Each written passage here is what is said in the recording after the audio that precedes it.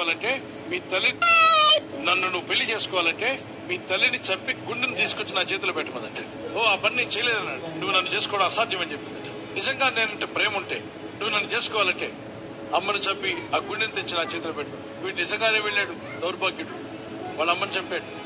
ఆ గుండెని తీసుకుని పరిగెడుతున్నాడు ఎక్కడికి, తన ప్రేమికురాలకి ప్రేయస్కి ఇవ్వడానికి పరిగెడుతున్నాడు. పరిగెడుతూ ఉంటే రాయి తగిలి కింద పడ్డాడు.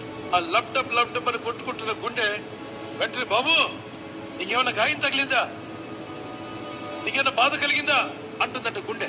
అప్పుడు గుండె బాధకుని ఏడ్చాడమ్మా నేను చంపాను కదా, ఏరా నువ్వు నన్ను చంపావెందుకురా అని అనుకుంటా నీ గాయం తగిలిందా అంటున్నావమ్మా.